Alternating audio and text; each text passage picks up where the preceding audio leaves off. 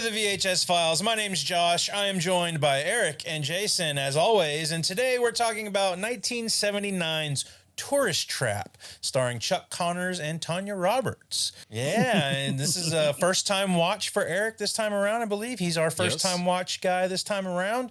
And we're going to start doing something similar to that going forward. We're going to try and pick movies that at least one of us has not seen from this point forward, so we can get fresh perspective and maybe some older perspective. We may even start picking things that none of us have seen and just talking about them like that. So let us know what you think about that in the comments below. We want to start getting some of these movies off of our watch list, so we're going to start taking some of these that we've never seen and making that happen.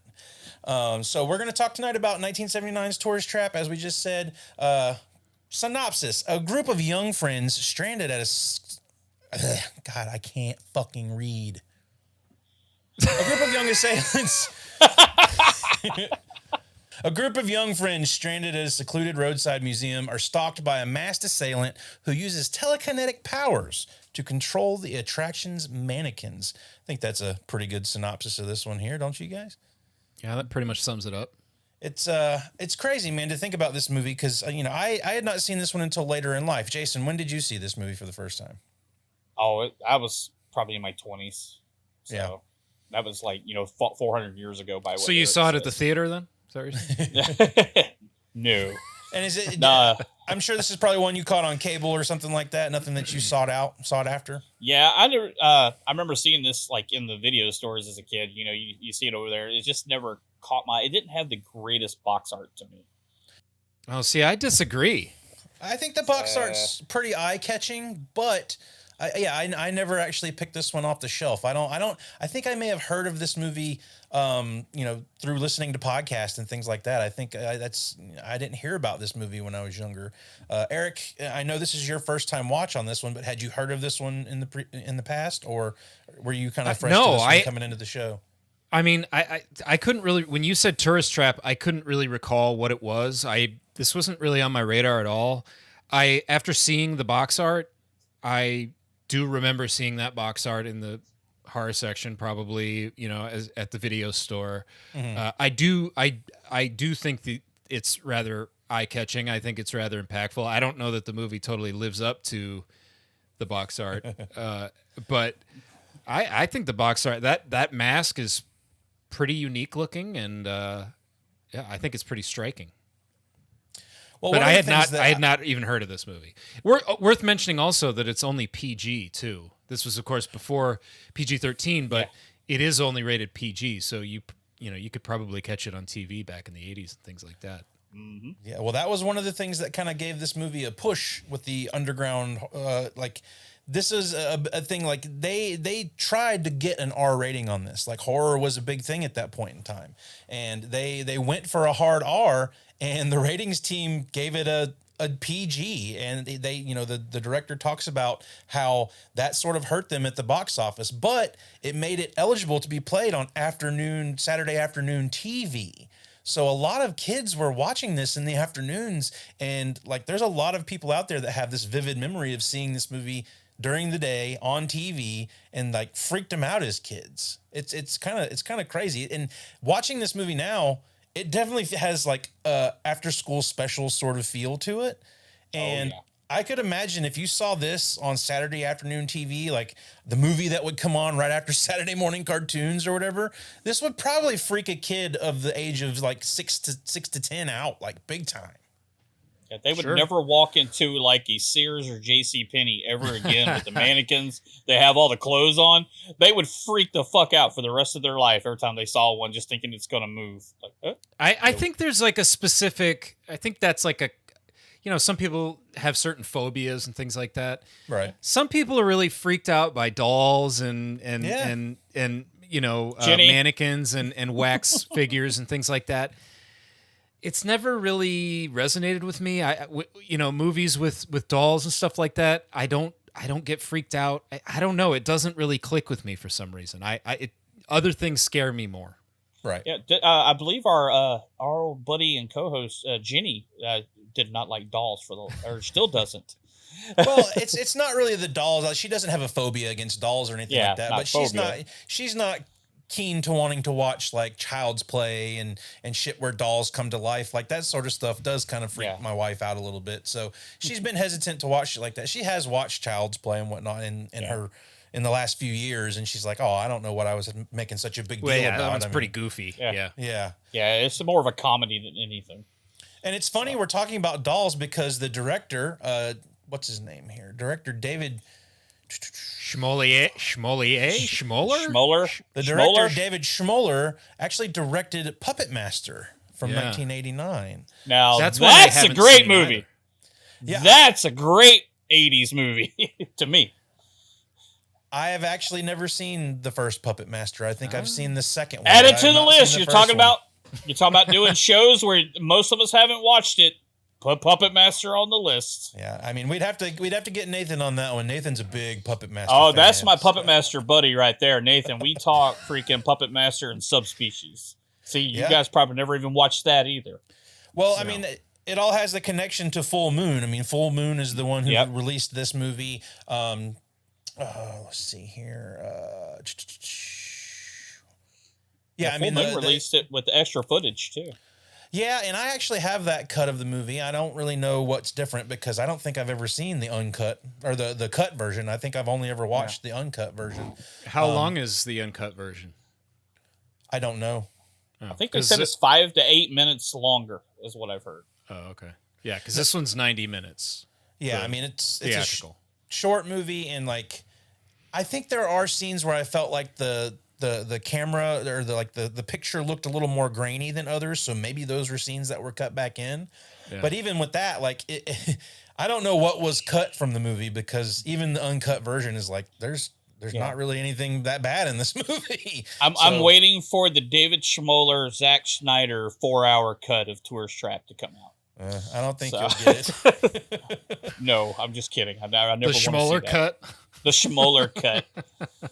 And, I mean, this Charles Band is and the reason that all comes together is Charles Band is the executive producer on this. He's the founder of Full Moon Pictures, and there you go. I mean, he's released the Reanimator movies, Ghoulies 1 and 2, stuff like that. So I mean, that's prime movie real estate for Full Moon. But let's talk about who released this movie in 1979, and this is actually the reason that whenever in my 20s I watched this is because I realized who released it, and the name was familiar. Okay. Compass International, who did Halloween. What's his name? Erwin Yablans, however you say his name. Okay. They released this in 1979. So that when I saw the Compass logo, I was like, oh shit, that's fucking Halloween. Let's watch this movie. It was on cable, like HBO late at night. And then, I'll talk about it here. There's another funny connection there because the director of this movie wrote it with the intent for John Carpenter to direct. Yeah, he didn't like the budget, by what I heard. John Carpenter was not, the $350,000 budget wasn't going to cut it. Yeah. I'll get into the budget and stuff like that here in just a little bit. But before we get into that, Eric's going to take us back in time to 1979. Eric, let's do this.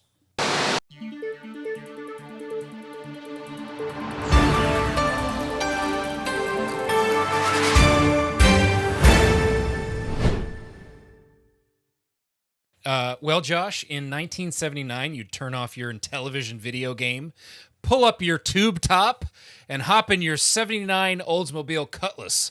Crank the dial to hits like Boys Don't Cry by The Cure, Jason, YMCA by The Village People, and My Sharona by The Knack.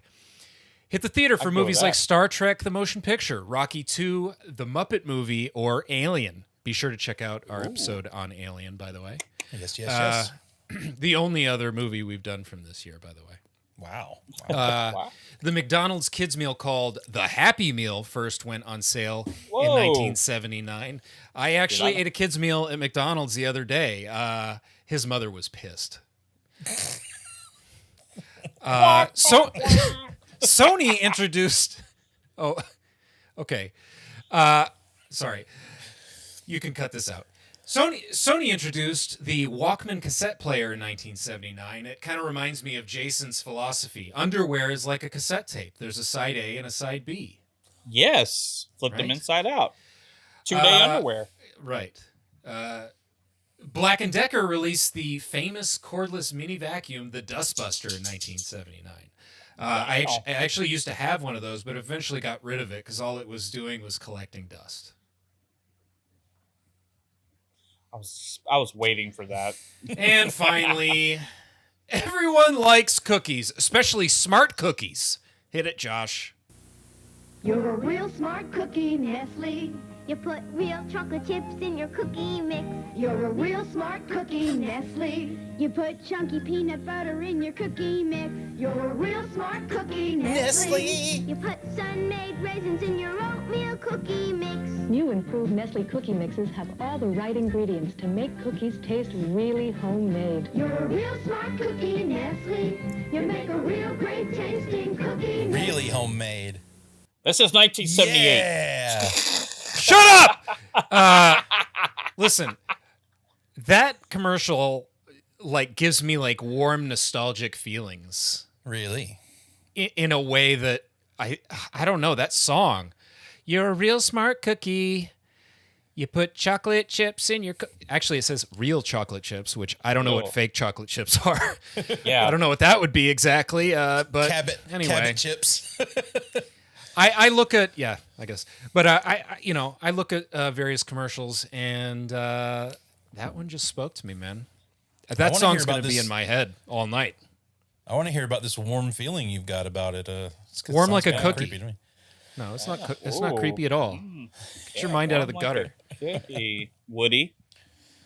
All right. Well, in 1978 through 1979, they would have been making Tourist Trap here. And do you guys know who the first choice for Mr. Slauson was for Tourist Trap? I do not know. I did not find that. It was Mr. Jack Palance was the first person they wanted to another cast. Cowboy. Yeah. They're going to just do a cowboy no matter what, huh?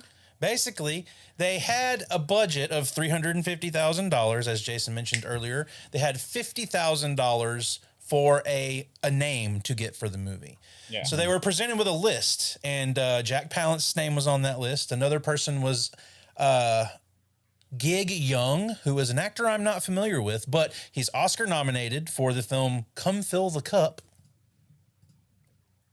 Never heard or seen that one.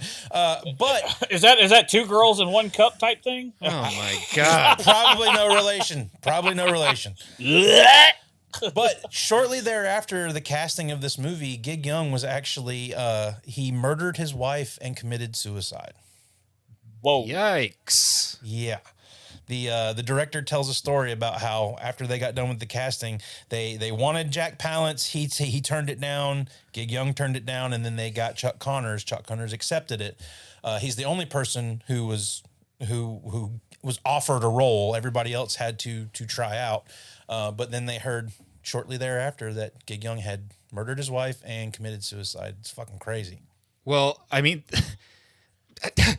Slauson murders his wife. I mean, that would be that would make this movie even more of like a cult thing. If he ended up being if that casting would have happened and then happened after the movie, this movie would have had so much notoriety. It would have been an awful way to have any kind of notoriety. Sure, but this not would that have it's definitely, a good thing, but it would have. I mean, people would would have been things go because people are that way. They would have went, let's go see this movie that this guy who killed his wife and himself that was in, where he killed his wife. That's just the way Hollywood works, and it's the way the world works. But yeah, like I said, it's a horrible thing that happened, but it probably would have actually made this movie have a little more underground following to me. So. Yeah, and what's crazy, this movie came out the year before Friday the 13th, and there are a lot of parallels from Friday the 13th you can pull to this movie. There's a specific scene in this movie where I could show you a clip from Friday the 13th and a clip from this movie, and you would have a hard time telling me which one was which. There's a couple of scenes that make me feel that way, and the score is very much like some of the score you would hear in a Friday the 13th film. Well, that's the first thing you get when the movie starts is this weird, playful, goofy music. I guess this would be the music. Don't get me started on that. Well, I was like trying. I didn't get it, but then I was thinking maybe this is like the music that would play in the wax museum. Like maybe it's like the funhouse music from the wax museum. I don't know. But it is jarring at the beginning of the movie. when for you sure. hear that, and you're just like, it's like, and you're just like, what the hell is going on here? Yeah, I kind of goofy. It's kind of silly. I turned it on and I was like, "Am I watching Killer Clowns from Outer Space? What the hell is this music I'm listening to?" And but I mean, that's okay. I mean, if it's if Friday the 13th borrowed anything from this movie, it's fine because this movie borrowed plenty from Texas Chainsaw Massacre and Psycho, big time. Right. Texas Chainsaw comes up multiple times in my notes for sure, as does Psycho, of course. But yeah, I was thinking, guys, do you how many the I guess you would call it like a trope of horror movies where someone goes either breaks down or something and in the middle of nowhere and has to go to a gas station for help, and then that's they're done, they're trapped and they die. I mean, Hills Have Eyes, breakdown horror. I mean, fucking Yeah, I guess. I mean, the list is huge, which I actually like that. Like, I like the isolation. I don't mind those, that trope, and I don't mind that it takes that from or uses that. That's not really a criticism, but that's, and you also can't help but think of Leatherface. God, yeah. I mean, when he's later on, when the mask and the neck tie and everything that he's got on, I mean, you can't not think about Leatherface in the last part of Texas Chainsaw Massacre. It looks so similar. He even kind of moves the same way. But there's a and he's sort of childlike as well. Like, he's sort of childlike and a little, he's off when he's in that mode. And there's a big reason why this movie feels a little bit like Texas Chainsaw Massacre. David Schmoller actually worked with some of the people that worked on Texas Chainsaw, and the production designer Bob Burns was the production designer on Texas Chainsaw. So he came over and worked on this movie. So there's a little bit of DNA there.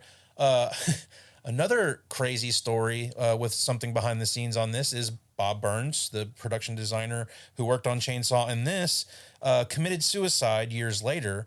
But David Schmoller tells a story about how he kept in touch with this guy throughout his whole career, and he would send him Christmas cards every Christmas. And then one year he received a card. He instantly knew who it was from, and it was a note explaining why he committed suicide. And he had sent this card to all of his closest friends, I guess, to kind of let them to explain why he did what he did. It's a crazy story that David Schmoller tells in the behind the scenes. Wow, it's crazy. Wow. But yeah, I mean, they saw that Tobe Hooper had gotten a jump start on his career through Texas Chainsaw. So David Schmoller and producer J. Larry Carroll decided they were going to jumpstart their career. They're going to write a horror movie, and they're going to do a horror movie, and they're going to be big stars.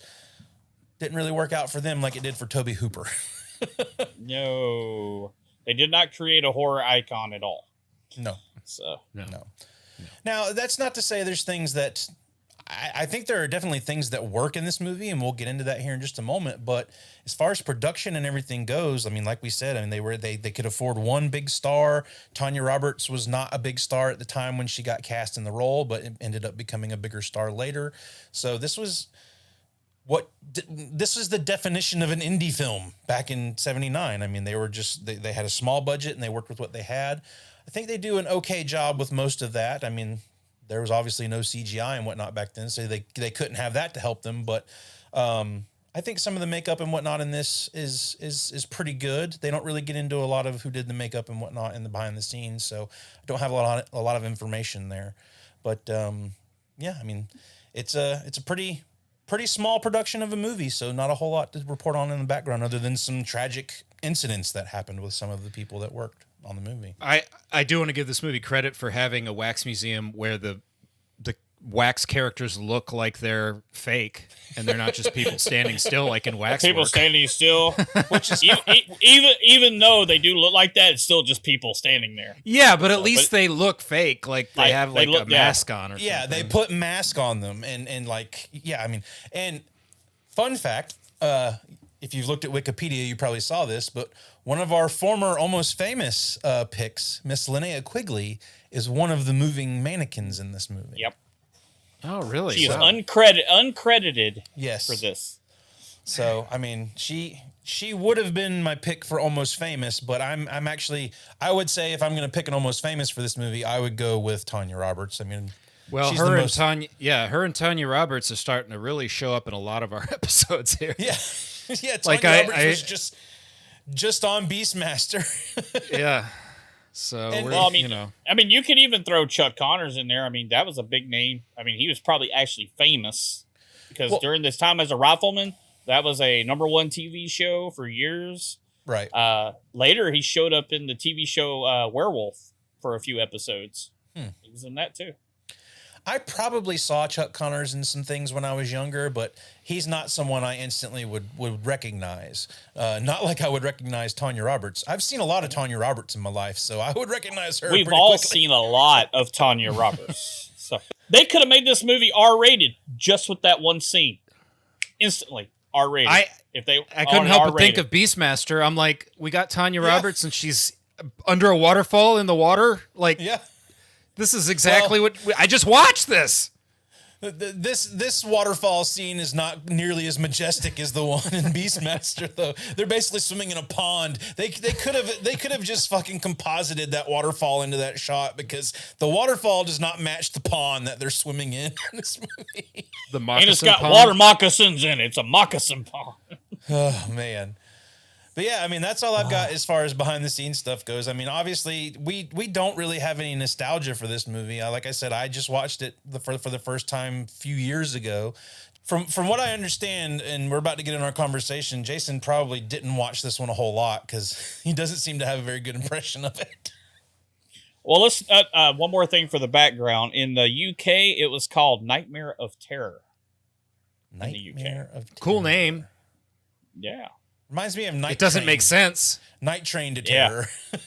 Or Nightmare on Elm Yeah. Street. Hey, well, True. you said the budget was $350K. Did you ever find a total? I could not find their total theatrical. I searched IMDb. I searched Wikipedia. I even Googled what was the total box office. I couldn't find anything. $35.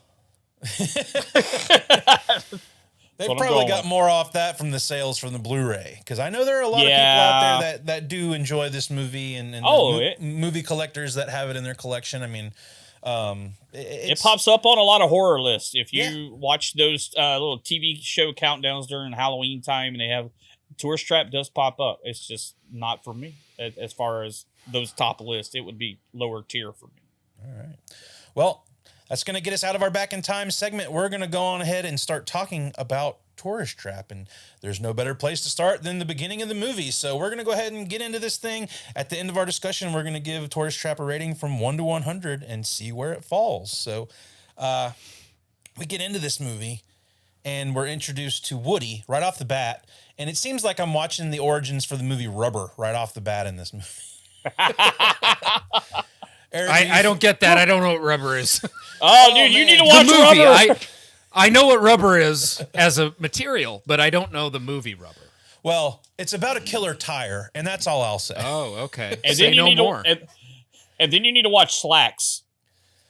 Yeah, Oh, Slacks. I am familiar with Slacks. inanimate Yes. objects that kill people. I mean, when you start getting into the supernatural aspect of things, I mean, there's things that happen in this movie that don't make sense, just like things that happen in Rubber don't make sense. So there's definitely comparable things with these two movies, I think. But apparently Woody has had a mishap with his tire on his car, so he's trying to get some air in his tire. He didn't put any air in his spare. So we're introduced to our cast for this movie. We've got Jocelyn Jones as Molly, the girl that looks like she was plucked right out of a fucking Little House on the Prairie. She looks like Little Bo Peep in the beginning of this movie. Yeah, it's like this girl does not fit the group of friends that she has for some reason. I don't know why that was. I don't know what was up with her costuming in this movie. It's just kind of weird. But she's with Jerry and Becky, who are a couple, and they have stumbled upon Eileen, who is broken down with Woody's car. Pretty innovative to sit there and make a tent and get some sun while she's waiting on Woody to get the tire back, right? There are cars present in the movie. Let me talk about the cars there for a second. That old Buick is nice, but I'm going to do this one. It's a shout out for a friend of ours, Josh. They roll up. Jerry and them to save the day in a Volkswagen thing. We have a buddy of ours that has one of those in his garage. His name is Richard Brandon. Those are some cool little cars, and he would definitely back that up. So I love those old Volkswagen things. They were like utilitarian, cool little summer vehicle. Just a reminder that, you know, in the 70s, you break down, you are completely on your own. If you can't, if you run out of water in your canteen, you know, you might just die. He's got a very Steve Martin and Three Amigos going on there, just fucking getting the last little sip of water out of his canteen. But no, I mean, here's the thing that kind of drives me nuts about this movie is we never really get established where these kids were going. Like, just that they're on a trip. Like, we never or where they are. Yeah. Do we know where they are? They're in California. I know that. The license plates on the Jeep are California plates. Yeah, but that's where they're from. Right. Right. But where are they going? They might be in Arizona or something. I don't know. Later in the movie, Slauson says that the law says that you can kill you can kill the person your wife is cheating with or whatever legally. And I Googled that, and I found that there was a Texas law. I was going to say, that's a Texas law. I think it was repealed in the 70s. Yeah, it was repealed in the 70s, but there was a law in Texas. That's all that I came up with. Maybe there was in other states too, but that was actually a law. If you caught your wife cheating, you could like kill the dude she was cheating with legally. Wow.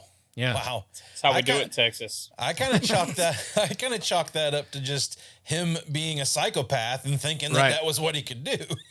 No, there used to be laws like that. I mean, shoot, you could spit on a sidewalk and you could go to jail. You know, if you wore the wrong clothes and walked down the wrong side of the road, you're in jail for a night. You know, there's weird shit like that. So yeah, it does exist. Our country and states are weird. So, but yeah, I can see. I've heard that before about when we got to the part of the movie. I was just going to mention that, but yeah. But I still don't know where they're at, though. Yeah, I don't feel like it makes sense that they would be in Texas if they were from California. Like, if they were in separate vehicles and she broke down, like they're in the middle of nowhere. I don't really understand how they could have run into each other that way. Plus, they're in a Jeep with no top. Like, you wouldn't go from California to Texas in a Jeep with no top, wearing a tube top. Like, it just seems like they were headed to the beach or something. But they never explain that in the movie, like where they were going. Yeah, I think it's just no thought was really put into it. I mean, you know, the plate, they don't care what the plate says. You know, whatever. Yeah. Who knows? But I want to let's get to Woody at the gas. Yeah, I want to see how you guys feel about this opening scene with Woody in this gas station. Which, again, we don't know where they are. We don't know where they're going. They never find this gas station that Woody rolls across. Like, we never see the gas station again after what happens with Woody. But how do we feel about what happens here with Woody? Well, I'm at this point, I'm still asking myself, is this supernatural? Is this? I mean, obviously, you see stuff flying out of the. I mean, stuff is moving by itself, but I'm thinking, like, is this some kind of, you know, mechanical thing? What's going on here? You know, even though it doesn't make sense, but you know, I wasn't immediately thinking supernatural. Especially when later you get Slauson saying like, "Oh, my brother was really good with pulleys and machines and gears and shit like." And I'm thinking, are they gonna say that he just like rigged all this shit up? Like, all these dolls are just all animatronics, and there's like pneumatic guns that are like shooting knives or something out of the bookcase or whatever. I don't know. There's a lot of the laughing, and it goes on kind of long. The one thing I did like, though, in this first kill is how you get all this laughter, and it's really loud and crazy, and then as soon as that pipe goes into his back, he lets out like a silent scream. Yeah. Like nothing comes out, but and the laughing stops, and it's just really quiet, and all you can hear is the blood dripping out of the pipe. And I thought that was like pretty effective moment. Yeah. Probably my favorite. Well, yeah, my favorite kill. Yeah, probably my favorite kill. at the beginning of this, now I go back and when I watched it for this, all I thought was like, is this another Amityville? Is this Amityville gas station? Because we got like Amityville everything nowadays, and then you just wait to hear when it got quiet. Get out. You know, that's what you try to hear, or buy gas and get out. And that's definitely the thing that throws this movie for a loop right in the beginning is it's like, okay, are we dealing with supernatural stuff or aren't we? Because this movie could be an effective slasher movie, all just with no supernatural stuff. But they decided they were like, they made the choice to include this telekinesis aspect of it, which, you know, obviously we've talked about they were playing off of Psycho with the script in this, and like, but they were like, oh no, what if Norman Bates had telekinesis? It's like, what if Leatherface had telekinesis? Yeah, I mean, I think it causes a lot of problems within this movie, and I think there's a lot of problems that this movie has that could be solved if there weren't all the supernatural stuff. Yeah, like, you just had Carrie a few years before as well. Yeah. I agree. I think this movie would be better without the telekinesis. Make the guy like a tinkerer that like makes all these crazy traps. Yeah. I mean, you know, he builds these animatronic wax museum characters. Yeah. Like, have that be what gets the kills. That would be a lot more effective to me. Yeah, I mean, it's just like you said. After watching it, like I think that's one reason that took me out of it. That my first watch 20 plus years ago was I'm like, this is kind of like an easy way out to make everything. It would have been better, like you said, if it was just he was a tinkerer, he had everything set up. You know, it just would have worked better to me. And like you said, it's just easy. Like here, we got sloppy right. How are we going to make these mannequins move? Oh, give him telekinesis. He can make shit move with his mind. It would work in one aspect, but then the other aspect would be like, okay, he set all this stuff up in an abandoned gas station for just the happenstance that someone stumbles upon this gas station. Like, there's a lot of stuff that's set up here that makes no sense. There's fucking plot holes throughout this entire movie. He does Big say fucking holes. He does say that the highway, they built a new highway, which like maybe this was a more effective trap when it was the only highway, you know, and he doesn't get as many people as they caught Tina there too. Remember, he says he got her at the gas station. She stopped for gas too. I think they say that's where he got her too. So he probably had it set up everywhere around where his little oasis was. But he would have to be at the gas station, like waiting to use his powers, right? I don't know, he can't because just do it from the house. There are things that happen in this movie that, again, gaping plot hole, because he gets knocked the fuck out in one part of this movie and still crazy supernatural stuff is happening. Like, if he has the telekinesis, if he's knocked out, how is all this shit happening? Like, there's so many big gaping plot holes in this movie. I can do that. They say that when people are asleep that have, you know, like that, even in other movies, I can't name off, but they still can do shit like that, make shit move and everything like that, because you're asleep, but your mind is still going. So you could have still made the shit move. Opening scene with Woody, though, like with all the mannequins going crazy and all the laughing and whatnot going on, did it not give you Evil Dead vibes? I got it in my notes. Evil Dead 2, Laughing Deer. Yeah. Laughing Deer, or just the Deadites, you know, how they just laugh maniacally. Yeah. I do think this opening scene is effective in the fact that it's unsettling. Like, I think the one that pops out of the closet and is constantly moving back and forth, I think that shit's creepy as hell. Like, I think the creepiness in this scene is working for me. It's just like the explanation of all of it is the part that kind of drives me nuts. At that point, when that thing jumps out, I'm like, okay, like this is like a crazy fun house, you know, like a haunted house kind of thing, full of traps. You try to go here, this happens. You try to go there, that happens. But like you said, with it being the telekinesis, it's no longer a clever setup. You know, you're thinking ahead of where your prey are going to go and how you're going to counteract each thing they do. That's not really the case. It just sort of starts slinging things at them, and it's not as interesting. Yeah. Now, because you said you have the 4K version, Josh, or whatever it is, just the a Blu-ray. They don't. There's no 4K. Could you see the strings? Because I watched it on Amazon and I could see the strings. Well, I could see the string and the pipe that's rattling on the floor. I could see that pretty well. One cool aspect, a couple of cups. Yeah. Well, no, one cool aspect of this scene is in order for them to get all those bottles and shit that are flying at Woody, they set that setup 90-degree turn. So the cabinet was actually up top, and the director and the producer were behind the cabinet throwing things at the guy, and it was just gravity was just taking them down to the guy. So it was all, he talks about it in the behind the scenes, how they had to set the camera up at an angle so it looked like they were actually sitting right. But yeah, that set was made up basically sideways, and they were just throwing stuff at the actor during that scene. But yeah, there are definitely strings. There's strings later on in the movie that I'll talk about and point out. But yeah, I mean, this movie is obviously one of those that will suffer from an HD viewing because you can see a lot of the stuff that they had to do here.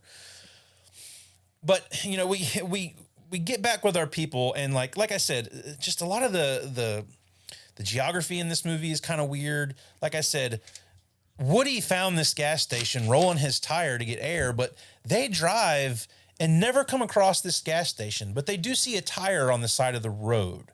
Right, they find traces of Woody, so yeah, that doesn't make any sense either. But they just keep driving further and further, like into the middle of nowhere, and it's like, okay, red flag. Like, where are you going? What are we heading for here? Yeah. Well, they're good till their car magically stops working. Yeah, because of the telekinesis again. Yeah.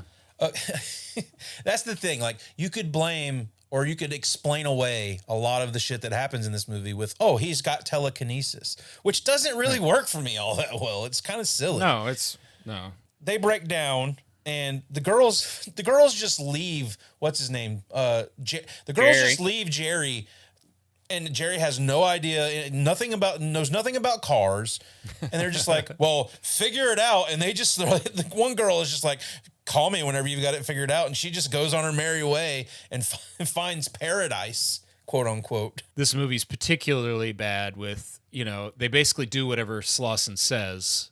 Yeah. As soon as he's introduced, they just, everything he tells them to do, they do. So it's like, oh, split up. You girls stay here. You stay here. Oh, he's, there's never been a more suspicious individual in a movie. And then, and then like the twist is that this one specific suspicious individual happens to be the bad guy. Like, to me, it's just so obvious from the absolute get-go. And I'm thinking, is it because it's 2023 and we've seen so many movies like this? Maybe this twist, this mystery or whatever was more compelling then? Are we just smarter viewers now or what? Because that was just the most telegraphed thing as soon as he comes on screen for me. And you never see him and the bad guy at the same time. They do a lot of hard work throwing shade over this mysterious person who's killing people. When it's like, from the moment you see that fucking 10-gallon cowboy hat walk on the screen, you're like, that's the guy. That's the fucking killer right there. I mean, well, see, that's where you go ahead and let the audience know. Right. Don't try to keep it from the audience and expect us to be surprised when you show us at the end. Like, let the audience know it's him, and then we can be in on that secret the whole time. Right. Yeah. I can't think of a good example of that right now, but there's plenty of movies that do that. And it's the characters that don't understand. And then it ratchets up the suspense when the characters are with them, and you're like, oh no, you're with this guy, he's the bad guy. Like, I don't know. All that stuff feels so they're so gullible. Every moment they're like, where's Jerry? And it's like, oh, he took my truck. And it's just every lie he tells, he leaves, bad guy comes in. Bad guy leaves, he comes back. Like, it's like, come on. The whole movie is this. Well, I was going to say, you mentioned earlier about the whole Friday the 13th thing. I actually had that notes right here when they're swimming, where you get the camera looking from the killer's perspective, watching the girls swim. Even the music to the T is Friday the 13th. and you're almost And there's like the shot of him walking up, and they just show his boots, and then they pan up to him. Like, yes, it's, again, like it's one of those things where they would only show the feet of the killer in the Friday the 13th. Like, there's definitely like it got me thinking about like, did Friday the 13th? Did Sean, what's his name, Sean Cunningham direct? Yeah, did Sean Cunningham see this movie and go, "Oh, I could do that. I could do that better."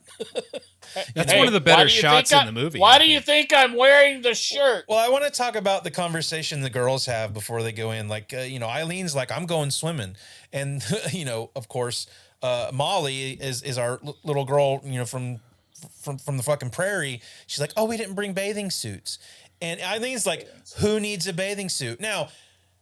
Did it not look like she was wearing a bathing suit with just shorts on over it? It's like, no, this woman just wanted to go skinny dipping. Like, she's wearing a bathing suit. It was basically a bathing suit, but yeah, I don't know. That was the style back then, the tube tops, man. Right. Yeah. It's just weird to me that this movie, a 79 horror film, and they go skinny dipping and there's no nudity. Yeah. Rated R would have happened right there. Well, that's all they had to do. Topless. Yeah, rated R would have happened. Right. But we just watched Beastmaster, which is PG and had nudity in it. Like, as did Jaws. Yeah, I mean, yeah. Well, it could have been. Yeah, it still could have got. But if it's they just crazy to me, like, as we watch so many of these old I don't know if you would call this a slasher. I guess you would. They pick them off one by one, kind of thing. Yeah, they call it like a supernatural slasher, I guess. Yeah, it's just like surprising. You're just like, I thought that was just part of the formula. Like, you have to have some nudity. I don't know. So, did you guys feel like Molly is smitten with Mr. Slauson, like from the get go? No. Oh yeah, I did. I think she's like. Befriending him like he's a sweet old man. Yeah. She's like, oh, yeah, I totally got that, Josh. No, I think she's more not like boyfriend, girlfriend. I think it's more a father figure type thing. Not romantic, just like, not romantic, old Mr. Slauson. Yeah, old Mr. Slauson. He's a nice old man kind of a thing. He owns a hardware store right down the road. Old Mr. Slauson, yeah. Yeah, I just there are plenty of red flags that are thrown that these kids just absolutely disregard throughout this entire movie, and I'll bring them up as we go. Yeah, it's a horror movie. We don't look, don't go upstairs, go out the door. Don't go in the dark room. We're going in the dark room. Common. Yeah. I mean, Slauson even knows, because he says, don't go to that house, knowing most likely that's exactly what they're going to do. And this is the thing I think is funny is, like me, I know Chuck Connors from the old Westerns, Rifleman and stuff. And then we go to the museum, and it's all Western. There's little Western pictures everywhere. And most of even in the other house, Davy's house. And like Civil War type stuff as well. Yeah. Like, yeah. And they I know it's almost like they were, hey, well, we got a Western star in our movie. Let's make a little Western theme in here. That's why it's hard to tell where this movie is. I was just going to say, although you made a good point with the Western stuff, it suggests Texas again. Like, to me. Now, do you guys think Chuck Connors was the wrong person to put in this role? Like, I don't buy him in this role at all.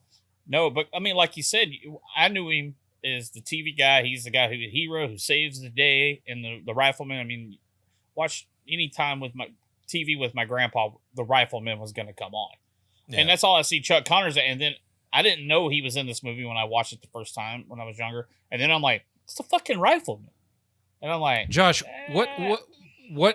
which role do you find that you don't buy him in, or is it either? Because he's basically playing two characters, sort of, kind of. Right. Like I don't know if I just don't feel like he's I don't feel like he sells either one of them. Honestly, like he's fine as Mr. Slauson, but that character relies so much on the Davy or whatever character we're calling it that it just, I don't know, the character as a whole with the multiple personalities and stuff just isn't gelling with me in this movie. Like, I just don't think it works too well with him as the actor in that role. I was actually a little bit confused, and maybe this is more of an ending thing, but I was thinking, which one is he? Is he Slauson? Or is he Davy, and Davy killed Slauson and took his spot as Slauson? I know he said he's Slauson and he killed Davy. I don't know. Like, I'm thinking, at least while I was watching it, I'm thinking, once you start to realize that he's Davy and, like, why does he act like Davy? Is there a Davy? Was there an actual Davy? Like, we don't know. Did his wife sleep with his other personality? I don't understand why. Okay, say there was a Davy. Okay, just bear with me for a second. Say there was a Davy. Davy sleeps with Slauson's wife. Okay, Slauson kills Davy and his wife, as he says, as he tells us in the movie, right? Yeah. So why is Slauson now wearing masks, acting like Davy? Well, there's a lot of that story when he's Davy later, he talks about how Mr. Slauson, I don't know if they ever give his first name, but my brother makes me wear this mask. Yeah, he was because he thinks I'm too good looking and right. And which one do you believe? Do you believe Davy or Slauson? And was there an actual Davy? There was, because it was a photo book, right? There was. Yep. They look in the album. There was a brother. Yep. He says he wears a mask that looks like his brother as a kid, but in the photos they were grown up. I don't know. It doesn't add up to me. Like I said, more plot holes, but also you got to think of the mental break. I mean, he's obviously had this telekinesis. We don't know. Maybe it's something from trauma after he kills his brother and his wife. It's just you snap. You're activated. Yeah.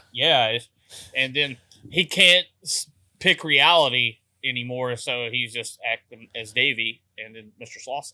Really, you guys are making more of a compelling story than the movie actually provides. That's what I'm saying. This is getting better than the movie. Yeah. Well, this is what confuses me, is that he makes in his mind, and Molly sees this later. And again, we're kind of getting to the end here, so maybe I should hold on to this. But he creates versions of people as mannequins, right. And to him they're alive, right? Right. Yeah. Like when he dances with his wife mannequin, he sees her as alive. Mm-hmm. Yeah. Why wouldn't he just do that for his brother instead of like becoming his brother? I don't know. Like I said, it's just a mental break, man. Just reality is gone.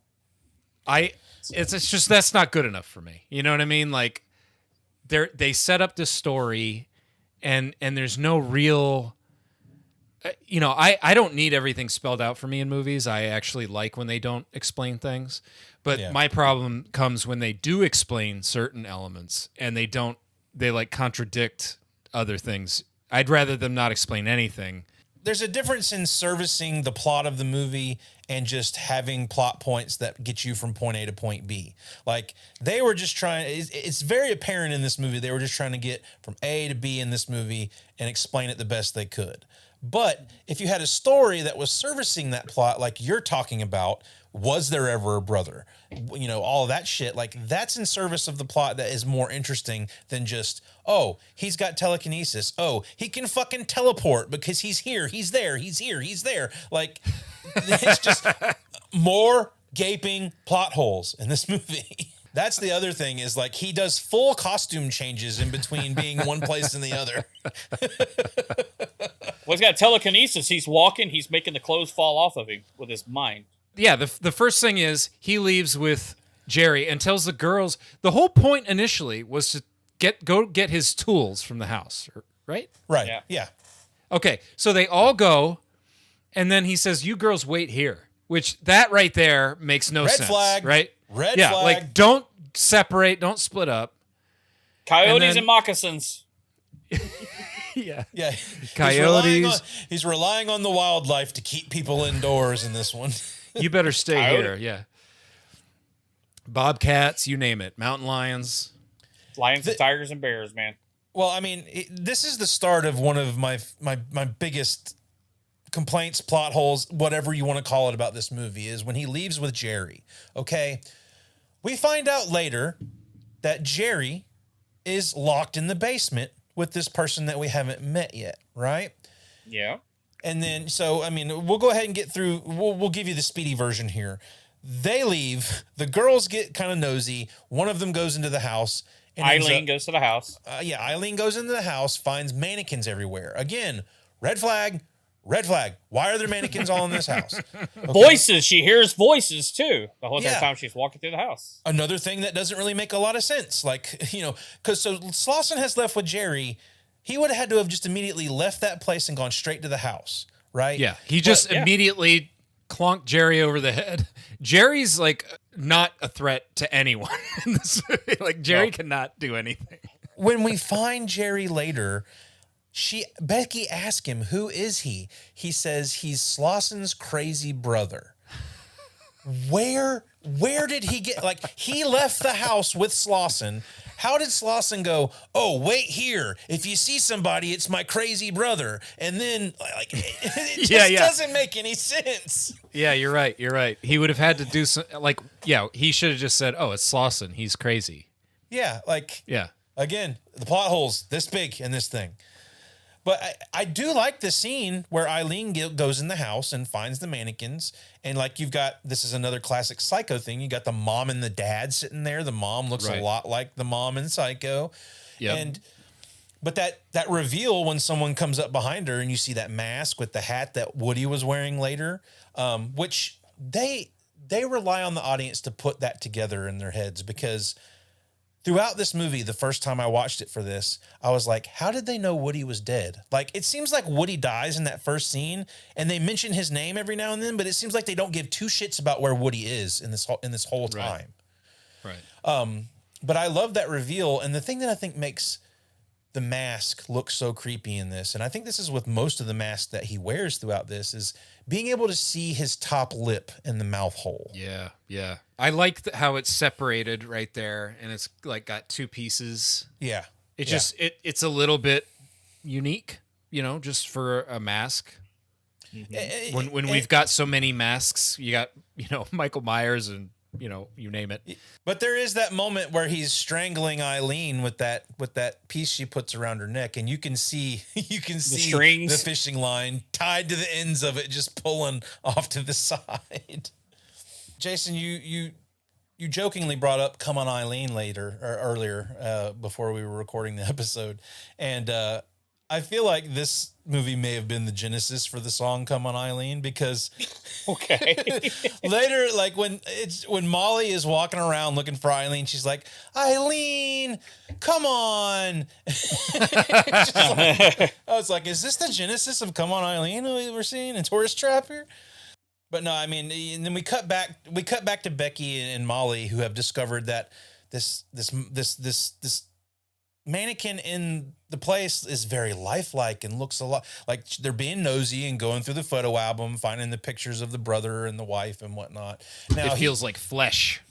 Yeah. Yeah. We got some David Cronenberg sort of influence there. It feels like the flesh. But Slauson gives us this story of his brother. The big city took him away to do this special makeup and wax figures and stuff. And it got me thinking, what if there was an actual Davy? What if he's the guy who started the Waxwork Museum in Waxworks? Yeah, but the rest of the movie pretty much plays out as this cat and mouse. I mean, you've got the girls that are getting picked off one by one. Slauson keeps showing up back at the place every now and then to be like, "Oh, don't leave. Don't leave. You're going to get hurt if you leave." All your friends have one by one gone missing. I'm sure they're fine. Yeah. You stay here. I'll be right back. Be right back. What do you guys think about the plaster scene? I actually forgot that Jerry and Becky were even alive. I thought they were dead, and then all of a sudden we're in the basement. We find there's another girl. There's a new girl. Well, he just brought Becky down there because he had just right. Becky and him had their little thing where mannequins following her. It was kind of creepy too, and all the man. I love that she fucking hits him with a hand. Like, here, talk to the hand. Hits him with the hand on the floor. Yeah, but he still gets her. Is that where the term "talk to the hand" came from? Sorry. There you go, right there. No, talk to the hand, motherfucker. It seemed like this movie was trying to be clever at one particular moment because when Slauson comes back and he's talking to Becky and Molly after he's left with Jerry and Jerry's not with him anymore, he asks her how long they've been married, and he's like, "You take care of your husband now. He's got a real head on his shoulders. He's got a real head on his shoulders." That's interesting. I like that. Good catch there. I like that. And I was like, you're trying to be clever here, and it kind of made me think, okay, all right, I like this a little bit better now, but there's still plenty of problems to have as we move on. Becky gets caught. We go to the base. That's when we find out Jerry's still alive. Yeah. And there's Becky, and then there's a girl on the table, which we found out that's Tina, and he got her at the gas station. We get that explanation. Now, why do we need Tina? Why couldn't you just have him do that to Eileen or something? Like, I don't understand why you bring in this rando just to kill her off. Like, it would have been more effective to do that to Eileen or to Becky or something, to me. To pad the body count is all I can really... Well, I guess, but I mean, it's a character that we don't know anything about. She just got there. I still think it's a pretty effective scene, particularly his, like, monologue as he's doing it. Yeah. I guess you'd call it a monologue, but I really like the line of, like, as he's describing, like, as he's putting this, I don't know, like marshmallow fluff on her face. And it doesn't look like plaster at all. Yeah. And he's like, you'll die from fear before you suffocate or something like that. You'll die of fright. Like, you'll never see again, as he's like rubbing it on her eyes. I thought that's pretty creepy. I dig that. Oh, when he says, you won't suffocate, your heart will give out before you do. Like, right. Your heart will explode from fear or fright or whatever, and then you die. And you can see she does a good job selling it as far as her body movement. Yeah. Of like her heart's about to jump out of her chest. It appears that's exactly what happened to her. She, That's juxtaposed by the next scene we get with him in the basement where he's doing his James Bond explanation of everything. It's like, you don't know it's Slauson yet, but it's Davey giving away all this information, giving us our exposition for what we should be, filling us in with what we should know about this killer, And, but it doesn't. Again, he's like saying, he's giving us all this stuff about how his brother Slauson makes him do this, or that kind of stuff. I just don't understand. Is this even a multiple personality thing? I'm not even so sure it is. It almost feels like he's just playing a character. And which one is the character? Is Slauson the character and he's really just this other, or is this right? Like, I don't totally fully think that it's necessarily like a multiple personality thing. You got me thinking of Primal Fear now. There was no Aaron.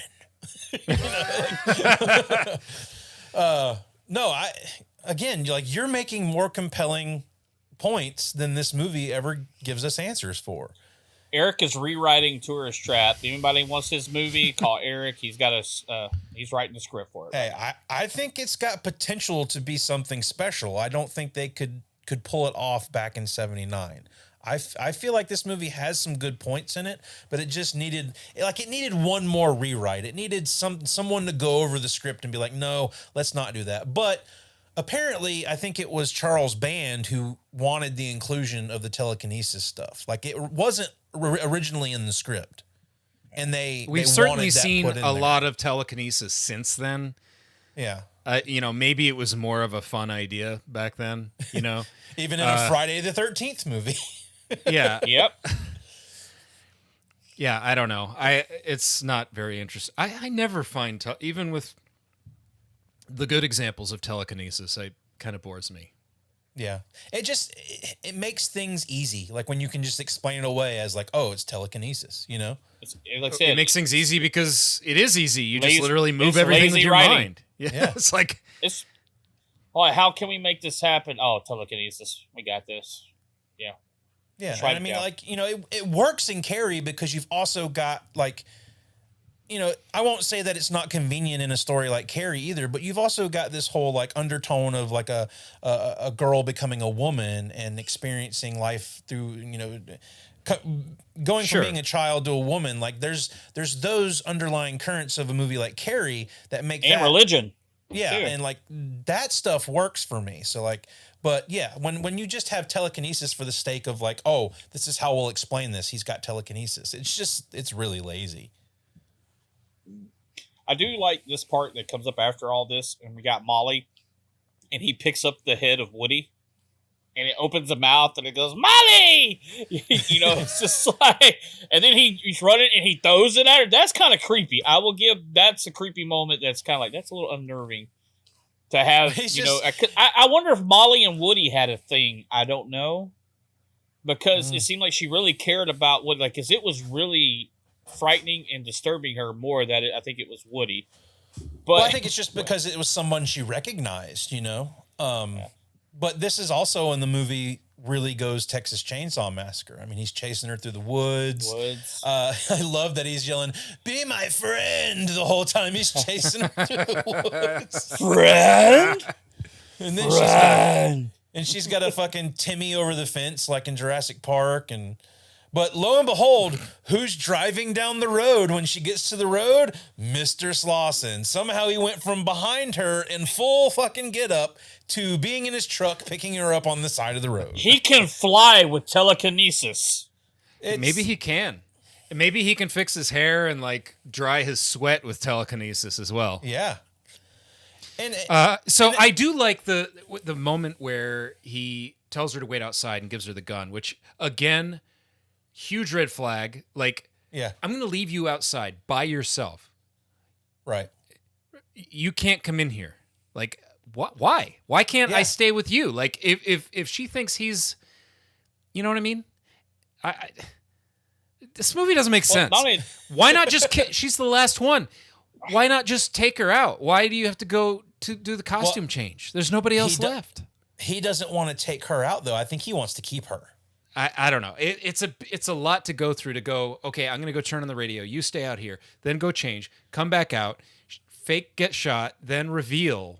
It would have been a lot more surprising if the reveal would have been like, it was Woody the whole time. Or so like the fact that when she shoots, quote unquote, shoots him, and then he gets up, she hits him with the gun, and he pulls that shit off his face, and it's revealed. It's him. It's like, there's no surprise to that whatsoever. Hey, dude, that is a Scooby-Doo reveal. Look, it's Mr. Slauson from the last Oasis. Where's Scooby and Shaggy? That's true. Totally a Scooby-Doo reveal right there. But it took my second watch to realize that like Woody was the head that he was carrying and everything, because when she gets in the truck with him, she says he killed Woody. And that's the first time anybody brings up Woody, I'm pretty sure, in this movie after we meet him. And I was like, how does she know he killed Woody? But then I realized that was Woody's face and hat that was on the mannequin. Right. Okay. So that's why she reacted that way, because she didn't know Woody was dead until that moment. Right. When he pulls out the that's Woody. also why Eileen looks distraught when she sees it, because he's wearing Woody's hat when he pops up behind her in the mirror. Yeah. So there's things that they try to give the audience to put together themselves, but I don't think they make it clear enough. Like, I honestly was like, where's Woody this whole time, the first time I watched this movie? And then I caught it the second time around. Honestly, by this point, when he picks her up in the truck, I'm just like, all right, enough. Like, get to it. I can't do another, like, Slauson playing dumb again. Like, oh, really? There's a guy out there? Like, I don't know, man. I'm just like, okay, let's get to the point. Let's get to the point that when we find out that, you know, Becky and Jerry are still alive in the basement, and they get the key and get loose. And I love the Jerry fucking bails on Becky through the fucking window, like when they get out of the house. You know, they did the whole thing where Slauson's in there playing with his dolls too. See, it's another thing. Why is he playing with baby dolls? Is this the family? Is this the family he always wanted that he didn't get because his wife slept around and he killed her? Like, again, it leaves all. It's literally just there to be creepy. There's no real explanation or reason behind it. It's just what would look creepy here. Let's have this guy sit and playing with dolls. That's creepy. Yeah. Also, how does he not see Becky in the hallway? Right. Yeah, when he makes all the mannequins, he's looking right at her. He knows that's not a mannequin. I could see Jerry because he's kind of like in a row behind the the kind one? of in shit. Yeah. But like Becky's like standing right there, and he walks right up to her and doesn't see her. The hell's going on with this movie? Jerry fucking Sally Hardesty's out that window though, dude, man. He's like the dog in Friday the 13th Part 4. It's like, no, I'm out. I'm out this motherfucker. Now, I wondered that too. Was he bailing on her, or was he trying to draw Slauson away from her so that she could escape? Oh, no, he was like, I'm fucking out of here. I'm tired of this shit. I don't know. Like, I think he was trying to help Becky get away. Honestly, that's how I took it. But from this point on of the movie is when it gets super muddy when it comes to a lot of this shit, because Becky gets away, he goes after her, but then like he is behind Becky. Becky darts into the woods, and then all of a sudden Slauson walks from behind the bridge and he's ahead of her. Again, like we've got Jason Voorhees teleporting going on here. And at this point, we know Slauson is the guy. We know Slauson is the guy behind the mask, but he still picks her up, takes her to his place, the roadside attraction. Now, her death scene is really cool. I like the way this death scene goes down. Yeah, they build up the suspense with him actually shooting guns that now have real bullets in them.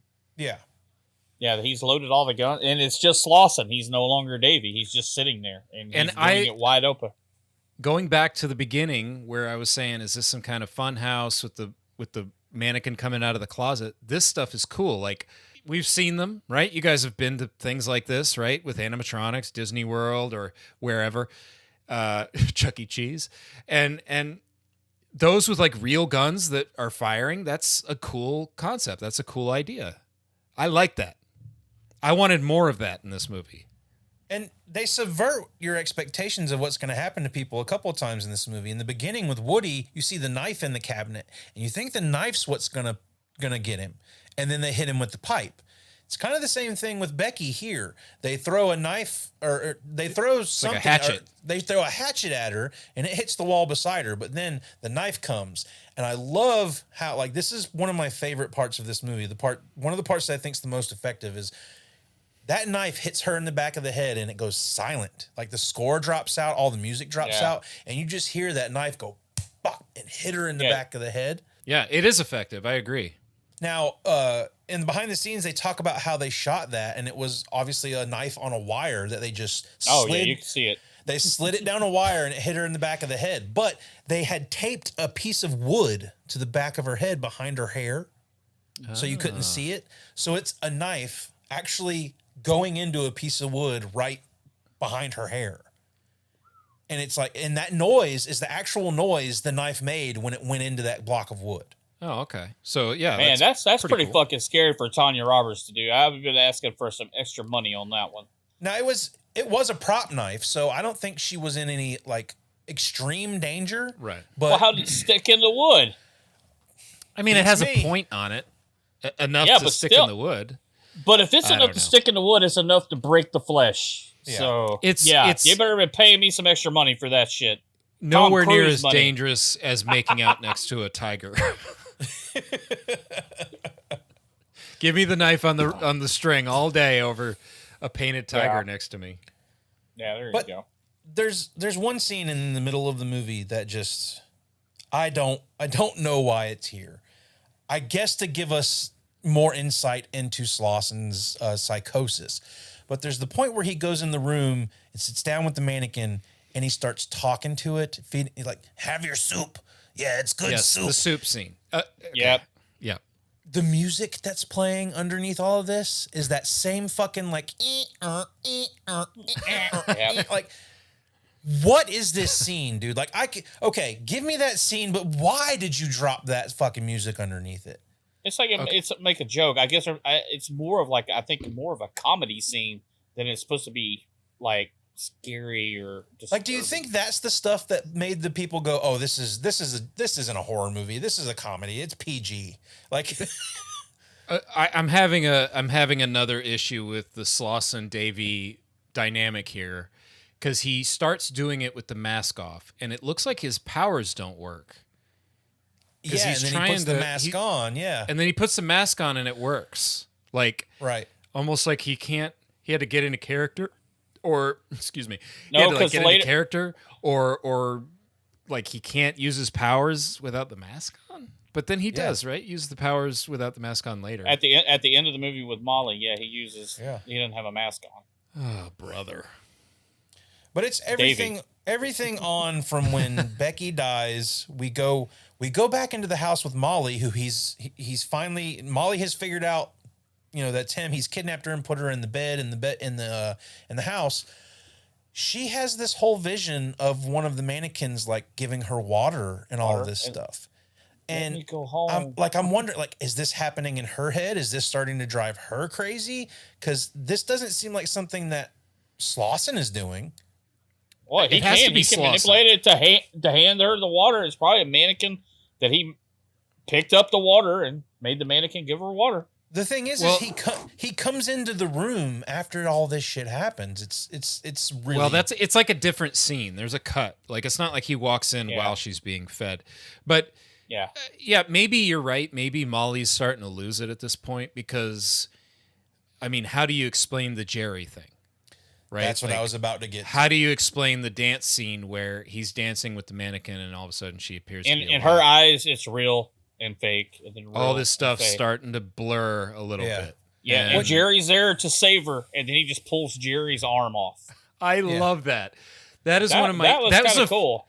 That was the first time in the movie where it actually surprised me. Like, the whole time I'm kind of like, duh. And he's here to save you!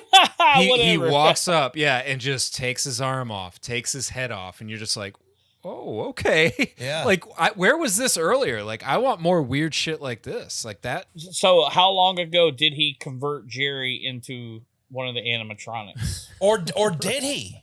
The thing is did he? Or is it in her head? So, this is...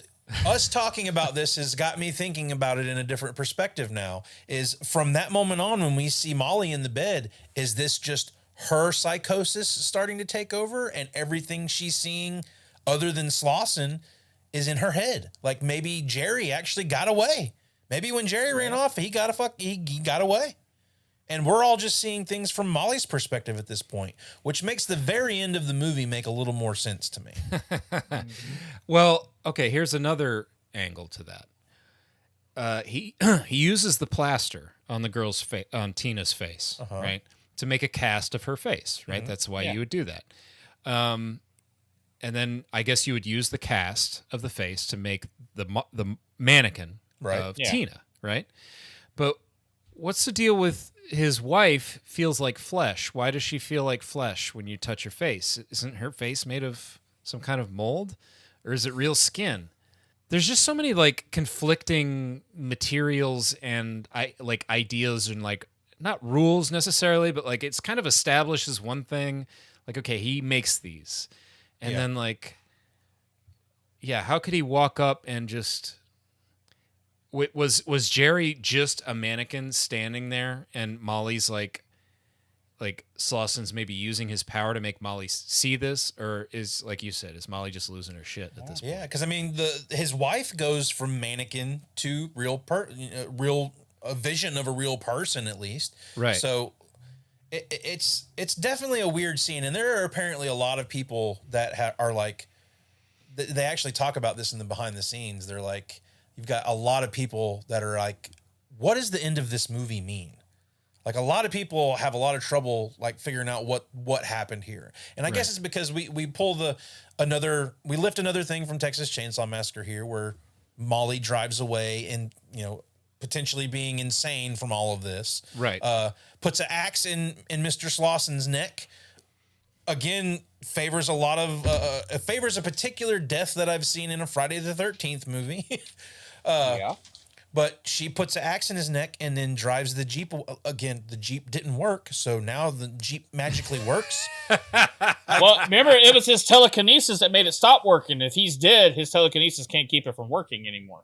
I guess. I guess. Unless it actually literally broke something with his telekinesis. Nah. Yeah, she loaded up her mannequin. That's the other thing. She loaded up the mannequins of her friends, not their actual dead bodies. Like you have to assume their bodies are in the basement with, like they've been plastered and suffocated, or their hearts exploded or whatever. Yeah. None of this shit makes sense, dude. None of it. And I None mean, of it. honestly, we're talking about how much it doesn't make sense, but the more we sit here and talk about it, the more I'm thinking about what they were actually intending to do with this. Like I'm thinking there's certain parts now where I'm thinking, okay, if that's what they intended to do with this and that's what they're trying to get across in this scene or this movie in general, I kind of see that. But there's still plenty of problems to pick. I don't think that's what they intended. It's just we could probably write a better script in a movie than these guys. Yeah, it does. That's what I'm thinking. I can see.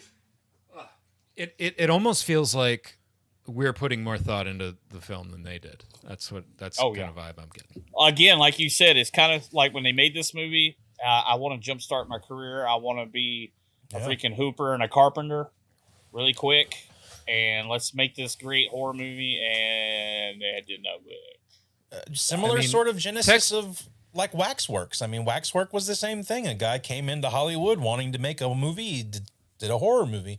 I just find Waxwork to be a little bit more fun than Tourist Trap. Yeah. There's more interesting characters going on, not by a lot, but it's funny because this to me takes the most from Texas Chainsaw. It may be, I don't know if you feel that way, but well, I think this movie takes a lot of scene stuff from Texas Chainsaw. I think it takes a lot of story from Psycho.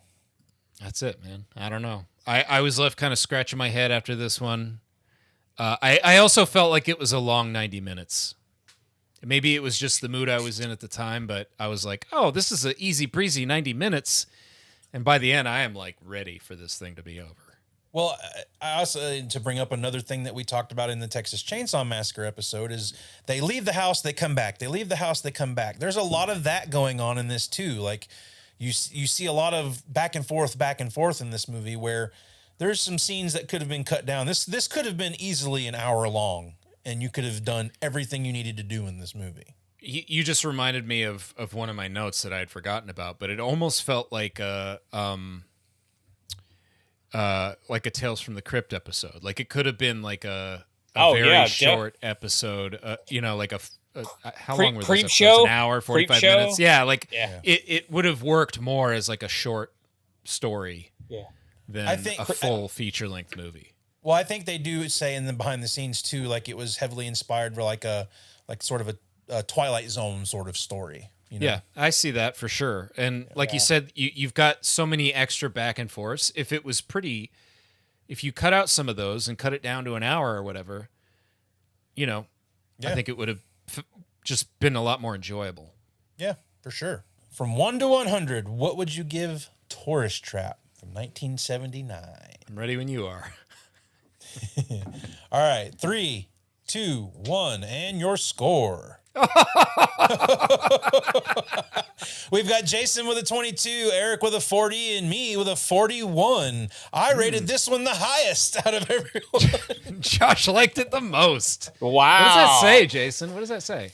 The Psycho Texas Tour Texas Tour on the 13th. That's the movie. Wait. I summed it up right there. Yeah, that's pretty much the Psycho Texas Tour Trap. I can't even say it, dude. The Psycho Texas Tourist Trap on the 13th. Yeah, that's pretty much it. I guess I was just kind of thinking 2 out of 5, 40. Yeah, I don't hate this movie. Like I do find things in it that I think are cool and things that have potential, but it's definitely not a movie that I'm looking to rewatch anytime soon. This movie made me want to drink a 24-ounce alcoholic beverage to get through this episode. Well, that's how I feel about it.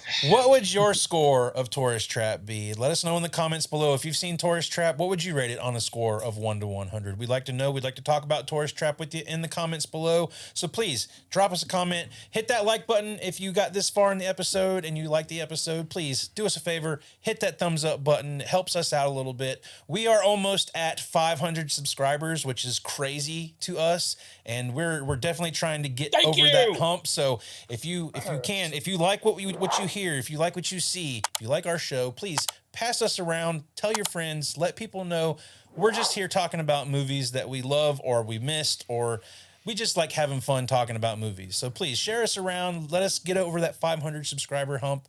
We've also got our Redbubble store. You can get some merch. Eric's been putting up some new merch designs up there. If you've been listening to our show for a while and you remember the term Rob Lobocop. There's a pretty fun shirt up on our Redbubble right now. If you want to go get one of those, it'll help the show out. Any support you guys can give us helps us out tremendously. So thank you. Please hit that subscribe button if you haven't. And until next time, be kind. Rewind! Not this movie. Don't rewind it. Just take it back to the video store. Don't need it. We're gonna have a party. How do I look?